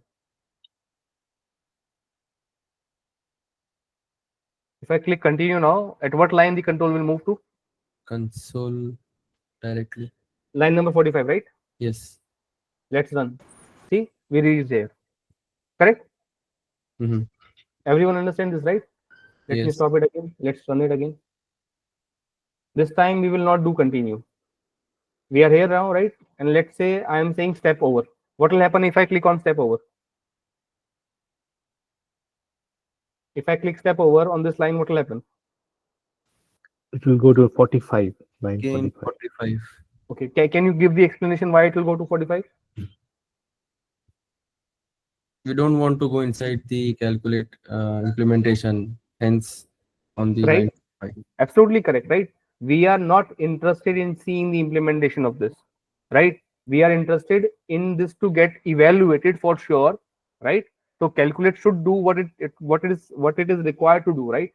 So it should do that, but we are not interested in seeing what it is doing, right? So if that is the case, right, click on step over. You can see it did not go inside the calculate method, it just moved to the next line. And why it is stopped here also? Because there's a breakpoint. Oh no, not this, sorry. Let me now remove the breakpoint also. That's not the case. Now see this here, right? If I do not run and debug, right? Let's say this is the only breakpoint I have. If I click on continue, what will happen?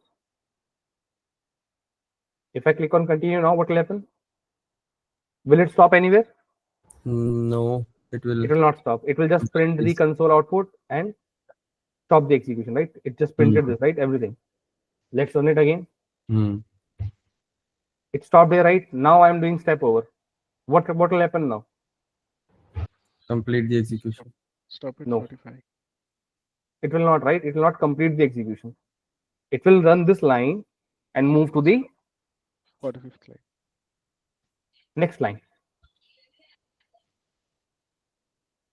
Getting the point? The step over does what? It runs that line without going inside those specific methods which are being consumed in that line. It will not go inside of that, right? It will just execute that and then move to the next line. So for this to stop, right, you don't need a breakpoint. That is what the purpose of step over, step into, and step out is. Okay. Okay. You can see I did not put a breakpoint here, but it still stopped there. Yeah. Now let's stop this because there's nothing else to do. So even if I do step over, what will happen? It will just print the output, right? Here. Okay, it is not completed yet. Now it will complete, right? So now you can see, right? It printed 5. It is done. Let's run it again. So this time, if I say step into, it will do what? If I do a step into now, what will it do? Move to which line? 25. 26, right? It will start invoking this method, right? Calculate now. See, there was no breakpoint here and it stopped there, right? And now what I want to do is, again, I cannot go into this method. We have discussed this. So what I can do is, but I still want to go line by line, let's say. So what are the options? Should I click continue? Will it stop to line number 27? Have to go step over. Step over, right? So continue will not help. Everyone should agree, right? Yeah. So what we should do, step over. Right? It skips the going into the implementation, just runs that line. It ran that line and it said, none of my business. I don't care how things are happening internally. I don't care. I just want it to run. It ran that and moved to the next line. So it landed away, right? So again, if I have the same intention, let's say I'm done here, right? Let's say I understood what I want to do. I am not interested to go at line number 28, 29. So what should I do now? Continue. Continue will do what? It will Go to if I line click number continue, 45. it will do Otherwise, what? it will complete. it will move, it will do what? There is no other breakpoint here, right? In the entire code. If I click continue, it will do the execution and come out, right? Yes. But let's say I don't want to stop, I don't want to complete the execution. I'm just not interested in seeing the implementation of calculate anymore. I'm not interested in seeing this, right? And I'm Step stare at out. this line. Step out, right? What step out will do is it will skip going inside any of these lines, but they will execute, right? So everything will execute and it will just pass on the control to the line which called this calculate. Which line called this calculate here? Line number 43. 43. So if I do a step out, it went back to this right. It because the purpose of this line was completed, because the execution was already made. You can see where it stopped now at the next line 45. Did I put a breakpoint there? No, right? I did not. There's no breakpoint at line number 45, but it's still stopped there, right? Because this is the purpose of step over, step into, and step out, is right? So try to understand this part, right? What is happening here is I was interested initially to go into calculate. Once I reached there, right? Okay, I thought, okay, this moved here. Now I'm not interested anymore to go to see what it is, what this will do, right? So what I can do is just click on step out. The execution will get completed. All the lines will get executed, but it will not stop anyway, right? And once the scope of this calculate is done, right, it will move the control to which line from where it was called, which was here. And there is nothing else to do here at this line, right? So it will move ahead, right, and stop at the next available line, which is here. Okay. And this is what these four options are for: continue, step out, step into, and step over. Okay. Yes, Benji. So, Akhil, just a small question. I think answer is correct. So, as we explained, right, we had a breakpoint on 43.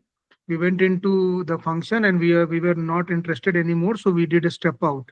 It came out of that method. I mean that calculate method and came back to the next executable line, which is 45. What if Yes. I had a breakpoint at 44? I'm sure it would have gone and stuck at 44. Okay. As I said, right, you should not be putting breakpoints in places which does not make any sense, right? I'm just Putting a saying for an understanding basis, let's say there was another function on 44. Let's say if there was any function, then it would have stopped there, right? I mean, you have to call that function. Let's say I'm calling this function -35. Let's say I'm calling this function, right? -34. I'm calling this function. Let me Right. stop it first. Right. Let's remove the breakpoint. Let's run it again. If I run it, I'm here, right? I'm stepping into. I reach there. I'm stepping over. I'm at this line. I am not interested anymore. I want to come out.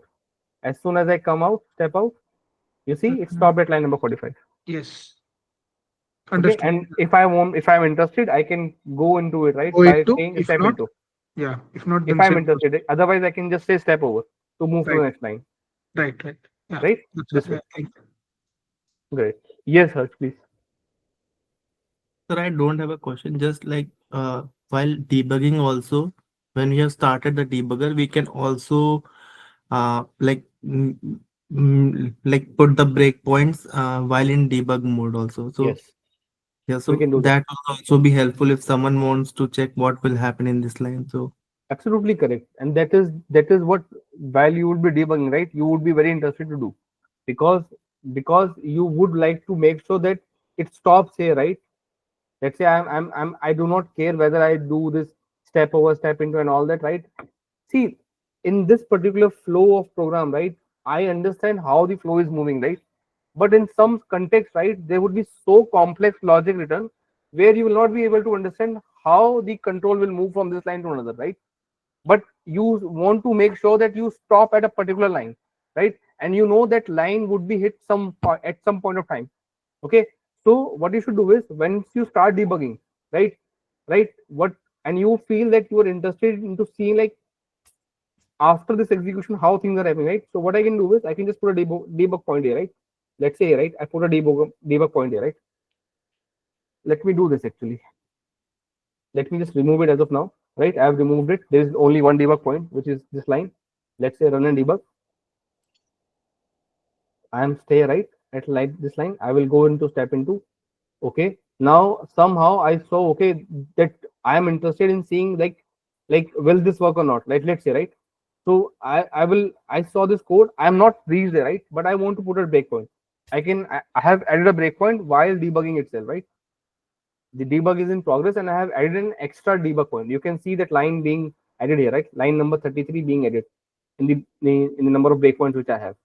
Now what I can do is, let's say I'm not interested anymore. I will no, I am interested. So what I should do is, let's say I will say continue now, right? Continue. I will say continue now. See, it stopped at line number 33 now. How it reached there, I do not care. But in this context, I understand what happened over here was when I was here, right? It was stopped there, right? As soon as I clicked continue, it started running lines. It ran this line, right? It ran this line and then it ran this line. It said F1 AB. F1 was what? Sum. So it was sum AB. So it moved to this line. And it was about to run it and it saw, oh, I have a breakpoint. I need to stop. Right? So it stopped there. Correct? And this is what we will be doing when we will be learning, right? Or debugging things in the live project, right? Okay. Okay. And that's the real use case, right? I mean, you keep doing this. Okay. I hope this is clear, right, to everyone. How do you start debugging and what are these four options for? Okay. But we have not talked about these things, right? Breakpoints, you understand. Let's understand these parts also, right? Breakpoints, you understand. Whatever breakpoints you will add, right? It will show you how many, where you have the breakpoints on. And whatever you add here, right, will keep on showing, right? Like this.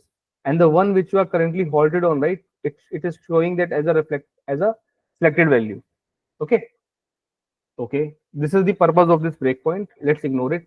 Loaded scripts, ignore it. I even don't know what is this loaded script is. Let's leave that program, right? Loaded script as of now. I think it has to do with something launch.json file, which we have not talked about, so I'm not talking about it. Call stack is again something which we'll start talking from next week. So again, ignore it as of now. Variables. As of now, let's just talk about variables and watch. Okay, just these two things. What is variables? Let us see how many variables we have. Okay, there is something you can see within the variables tab. There are two subtabs, local, global, right? And there could be many more. You could see a closure also here and maybe something else also. I don't remember. But as of now, it shows two things. Let us see what are we seeing in global. Oh my goodness, there are so many things, right? Did we create any of these? At least I did not create them, but they exist. Okay, so let's collapse this as of now. Let's see what do we have in local. Okay, great. This seems very doable, right? It shows me A and B. What are A and B here? Variables which you have declared. A and B here, right? These are the variables. So if you see, right, this is A and this is B, and this is showing me the value, right? 2 and 3. Okay, there is something called this keyword. We have not talked about it, so let's ignore it. We will talk about it, right? This is very important in JavaScript. So we will talk about it, but as of now, ignore it. So let's see this, right? A equals to 2, B equals to 3. So what does this variables value show is? It can show you the values of the variables, right, which you might have within your scope. Whether it's a global scope, whether it's a local scope, whether it's a block scope, right? It will show you the values for those variables. Now, this is one place where you can see, but I think here also you can see. If you hover your mouse right on to these variables, you can see the values which these variables currently have. Okay, it shows right. This B currently has 3 as a value, A currently has 2 as a value, and if you look at this right, this is A, this is 2, this is 3, right? B would be 3, right? It shows you that. Okay, so this is again an advantage of debugging, right? If you once you're in the debugging, right, and the values have been processed, and since here in my case, right, A and B has been processed, they have been passed from here, right, A and B to this, and this received the value from this line 2 and 3. So 2 and 3, 2 and 3, 2 and 3. That's why 2 and 3 exist here, right? And I'm able to see. But these are the values which will show as is, right? What I have. There is one important section here which is called watch. Let's say there is something which you are very interested in seeing. Let's say I'm very interested in seeing what would be the value of output.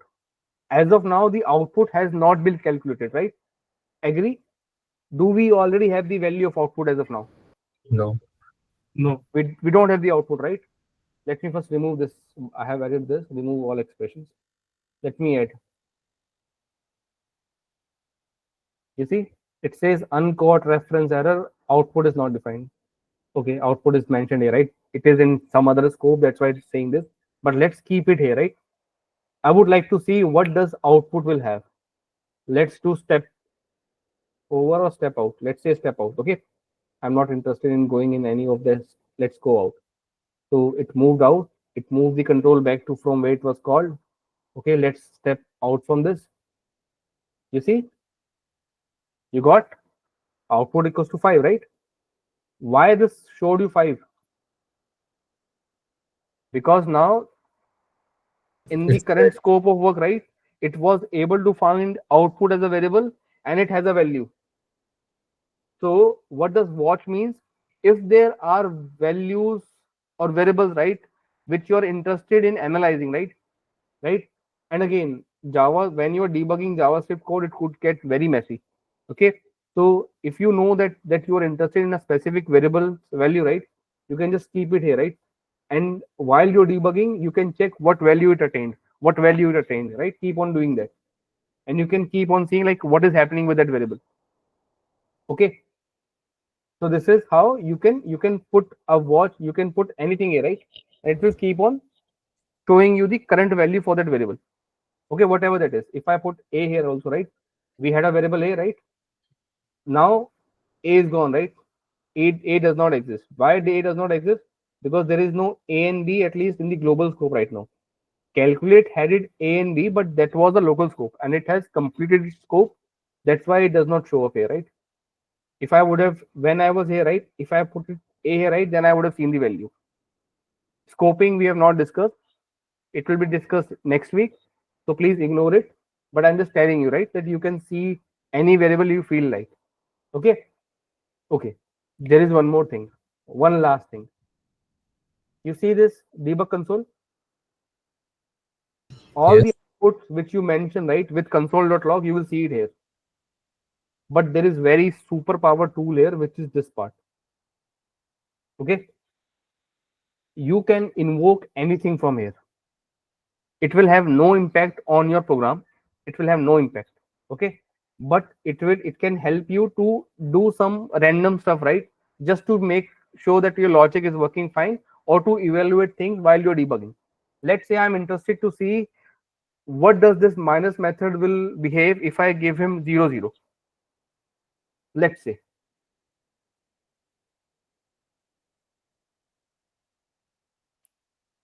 I am inside minus function 0. What did it do? Was I calling minus function anywhere in my code?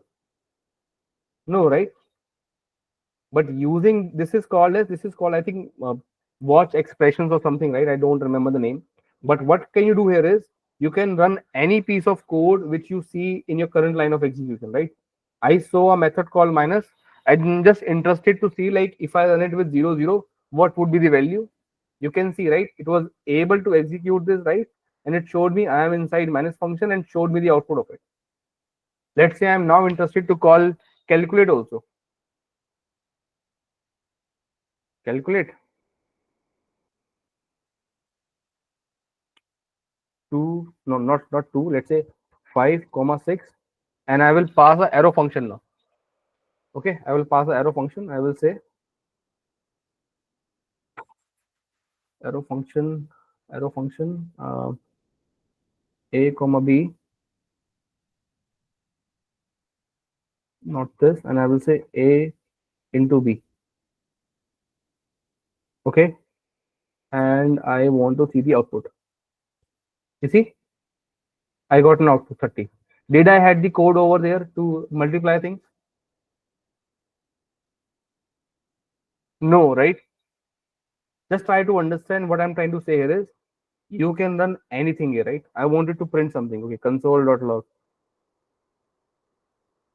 Console.log. Akhiljan. I'm feeling like doing anything, right? So I can do anything here, right? So this Sir, is, it is yeah, please. sir, it is same thing as evaluate in IntelliJ idea. Yes, absolutely correct. That is what it is. You can evaluate any expression which you feel like, and that evaluation will not have any impact on your logic. It is just for, it can help you to understand a piece of logic, right? Let's say you received null, right, as an input from somewhere, right, for minus, and you're curious to understand how your method will behave now, right? So without actually running it, right, you can just check it here by saying minus null and null, right? Let's see how it will behave. Null, I'm very interested to see. It is saying 0. Okay, great. So I'm saying, okay, null minus null means giving me 0. Okay, with what logic, I don't care. I don't understand, but it is giving me this output. If I give undefined, then what happens? So this can really help you, right, to debug things, right? You're just trying. What is the purpose of debugging? You want to understand your code, right? So one is like you are just going from one flow, one line to another and all, right? So you can do that.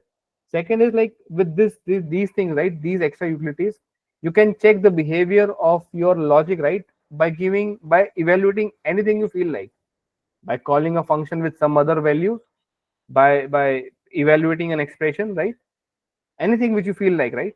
So you can do it here. It's like your rough work, right? Which you can keep on doing just to evaluate how things are happening, and they will have no impact on your original execution. Now, when I'm giving undefined, it is giving me none, not a number. You cannot minus undefined and from undefined. Okay, so this is what we have to understand from debugging point. How do you start debugger, right? What are these four options? Continue, step over, step into, and step out. What are these watch and variables part, and how you can evaluate your expressions using this. Combining all this can help you in debugging your code. Yes, Anand. Regarding the watch, we need to always manually write the variable name that we want to that we are interested into. Yes. Is there any other way to add a variable that I am interested into? No, you will have to edit somehow, right? So you can edit here, right? Let me just do one more thing. Let me do one more thing. I'm just trying to see, like, can I run this code from watch also? 5,3. Let's see. Yes, you can see, right? It also got evaluated from here, right? So this worked from here also. So here, right? Whatever you could do from here, you could do from here also. You can see, right? When I called minus with 5 and 3, right? It evaluated to 2. Okay. Yeah, please continue your question. What was the question? Actually, I was thinking like when I was thinking that after clicking the plus button, and then if I like kind of hover on any of the value that I'm interested into, then it will pick it up and put it there. Will be more feasible to. I don't know if you can do that, but no, I do. I think it is not supported here. We need to manually type the. You can just copy it from here, right, and then place it here. That is feasible. You can do that. Yeah, that right. seems. And you can do that. And let me see. Okay, this is one line only, so it has to be in a single line. Okay, it is even not multiple line. But I can do one thing. Let me create some variables. I'm getting a variable d equals to 90. Okay, so d equals to 90. Okay, great. E equals to 89. Let's say. Okay, and I'm saying minus d comma e 1. So it is maintaining those variables, right? It is maintaining it in scope. And when I call this method, right, whatever I did earlier, right, was can be used in the this also, right? So if you wanted to evaluate something which is multiple line, right, you can do it this way in separate context. Understood. Right, so you can do that part. Okay, right. So this is what debugging looks like in JavaScript. But I mean, if you would frankly ask me, right, except that going inside that console.log, right, that inbuilt method of JavaScript, except that, right, I think everything else works very same as what I have worked on Java, so I can talk for that Java. So using that ID Eclipse, I mean that ID, right, IntelliJ ID, it works similar way. There is no difference. So if you are someone who is coming from Java, right, and is understanding that debugging part there, it is exactly same, right? There is no difference in the process and how step over step into a step out works, how this evaluation is happening, how debug console is working, right? How these variables or what things are happening, how the call stack will work. It is all same. There is nothing different. There is no difference. It's just that we should know like how to do this in JavaScript. That's it. How to reach it. Okay. Good night.